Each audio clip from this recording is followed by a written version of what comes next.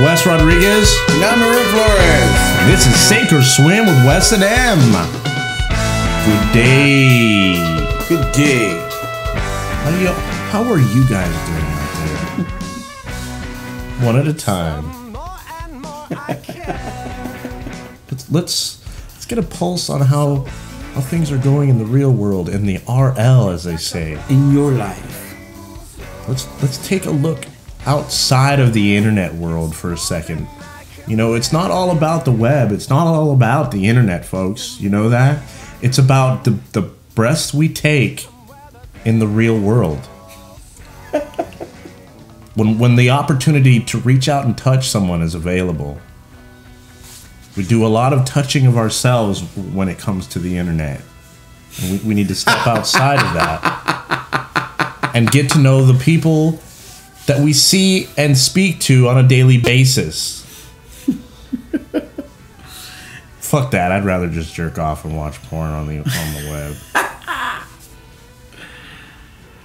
If half your day is spent looking at I wonder if there was if porn wasn't so prevalent, would we have advanced our internet technology? Maybe. Do you know that most media has been modernized simply because of the porn industry? Well, I think there's a lot of laws have been changed too, simply because of the internet. Period. You know, the whole piracy thing, and then the but because of porn, I think sex, internet. But sex takes the forefront on life, period, dude, and anything, dude. Absolutely, it does. So when it came to the internet, that was just a given. It would only be a matter of time before, you know, that became what'd you say, prevalent, right? To what was going on. I think someone just rang your doorbell. It's very rude. It's bad podcasting etiquette. If you can hear sound effects from your phone in the background, I'd like to take the time to apologize to you folks out there. And then I'm going to take time to say fuck off to whoever's trying to interrupt my show. Thank you. So anybody out there who's trying to start a podcast, make sure to turn your phones off, which I have done. Where's my phone? I don't know. But anyways, enough about masturbation. I spoke to my father about a week ago. We were talking about America's Got Talent. And he's been turned on to it. And the interesting about this point is my father is now being exposed to Howard Stern. That within itself is just, it's mind-boggling for me. Because my parents never, my mother and father are polar opposites. I have no idea how they got involved, but thusly, thank you for doing so and bringing me into this world. Now, that being said, opposites attract, don't forget. Granted, okay, I'll give it that. But anyways, my point is they would never have appreciated Howard Stern. And like most people do, most people hear what someone else said and take their opinion from that. If you take the time to actually listen to his show and invest an actual thought into your own opinion and do a little research on it, most people end up finding there is a compelling quality to him. Now, a lot of the people will right off the bat say he's a pervert. He's just nothing but dick and fart jokes. He's bringing down the quality of media itself. And I was exposed to him at a young age. And when I was trying to discover who I am, listening to somebody talk about sex on the radio was interesting because I'm trying to learn about it myself. But it was also taboo back then, too. What was not so? It was taboo to talk like sex shit and stuff on the radio, or you know what I mean, like. Well, that's Howard Stern. He figured out a way to maneuver through the regulations and the laws and what's deemed acceptable to be spoken about in the media. Right. Now, in my opinion, there has to be people like Howard Stern out there Just like there has to be people like Barbara Walters, like two opposite sides of the spectrum. They need to be out there to set the boundaries. You know, how far can you go in either direction and keep people's attention and entertained? Howard Stern figured out a way to and paid a number of fines establishing how far one can go by pushing the envelope when it comes to keeping within the FCC guidelines. Now, him having such a reputation has kept people like my parents away, and they formed an opinion and judged him from the outside without actually getting to know what it is he actually does. You have to have an open mind when you're listening to him, though. You have to, you know what I mean, and realize that to a certain extent, he wants to push buttons. You know what I mean? That's his thing. That's what he wants. You know what I mean? He wants to provoke. You know what I mean? And it's like this. He's what they call a shock jock. He coined the phrase. Well, it's shock like they jock. say, people only fear what they don't understand. You know, and so. But what he does is gets people to talk about things no one else has heard yet. Right. And that's awesome. That's and if you don't want things exposed, you don't do a show. I mean, you're missing out on that huge audience, you know, to be able to market yourself with. But right. I mean, you know what you're getting into when you get involved with Stern. I actually admire him, and he's one of the reasons why I'm sitting in front of this microphone today. If it weren't for having grown up listening to talk entertainment, I wouldn't be doing this at all right now. And that's kind of what I want to talk about today is the show itself, how Marin and I have put this together, you know, the logistics to the inspiration to the passion. When I heard my father bring up Howard Stern and how much he likes him, it blew my lid. And in a good way or a bad way? A great way, because and that's the one thing about Howard Stern. He kind of gets shunned by the entertainment industry. And so when he's offered a chance to be on TV and show the national public, especially when it comes to the family demographic, right. which is ironic because he's pretty much catered to adult males, you know, 18 to 35. Howard Stern does a great job, and frankly, that's the only reason why I've watched the show, and it's pretty cool.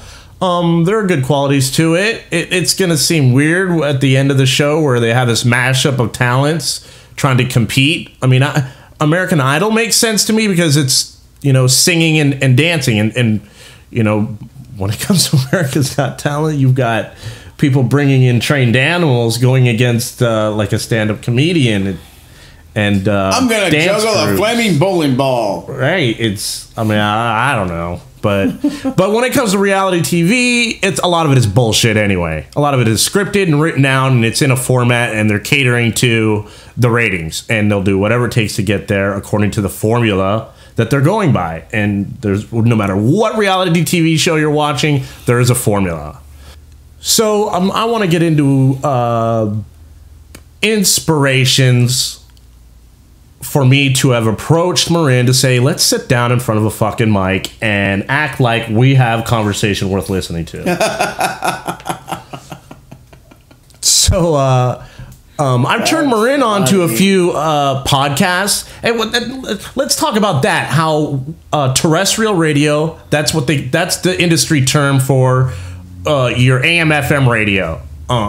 Terrestrial radio is the signals that are broadcast that you can pick up on any AM/FM radio. I did not know that. That's something I just learned right now. Now, podcasting is taking over that, because when it comes to terrestrial radio, talk is being phased out. It's pretty much catering to the iPod technology. A lot of the popular stations out there are literally an iPod on shuffle. No DJ, you know, no personality, right? Just a title to a genre. That's why I've seen my one of my cousins. He has was it Sirius Radio, Sirius X satellite radio, satellite radio, whatever. Yeah, and he goes on there and he'll be like, "Well, what do you want to hear?" And I go, "What do you mean? What do you want to hear?" I go, "I don't care, dude. You want rock? You want metal? You want country? Yeah, give me some metal, dude." And he just clicks a few buttons on his little shit, and it's just like you said, it's just the music, no commercials, no nothing. It's just one after another. And really, he goes, yeah, and then you can go back, you can play back if you want to hear it again, or if you want. And I'm like, wow. That was the first. It's like the ultimate forum to break away from radio. We went from terrestrial radio to satellite radio to the when it comes to talk, podcasting is where it's at, and now just downloading the music and playing it right and recording it right to your little pocket player, right? Because 10 years ago, 15 years ago, it would have been unheard of to be able to carry the entire music library that you would hear on any given radio station on any given day. You can carry all that music in your pocket. The concept to your generation and my generation, it's still amazing that much music can fit in your pocket, and you'll be able to fucking watch TV on the same product. It's mind-boggling. But just to give you an idea of where at least the people that I hang out with are with the whole podcasting. I don't talk about the whole podcasting thing like during my share or anything like that. You know what I mean? But like after the meeting, we'll be talking or whatever. And I tell people, yeah, I'm doing this podcast. And I've had like more than enough of them. They look at me, they go, podcast. And I go, yeah, it's like a radio show, and like a talk show. Or I'll say it's like a talk show. When we mention meeting, it's a reference to a sobriety meeting. And he says, what station are you on? And I go, I'm not on a station. Well, where are you at? I said, I'm on the internet. Where at on the internet? I go, well, you can find our show at SOS, with them on Facebook, and we have a couple of videos on YouTube right now. We're doing 41. We're up to 41. Oh, really? I go, yeah. Well, good luck with that. And I'm like, okay. So your little radio thing, like diminishing it. Yeah, it's funny. It's just funny because I try and keep that away. Like I'll tell a few people there, while I'm there and talking stuff, but I really not. I don't know how to put it, dude. I'm just trying to not be a fucking media whore.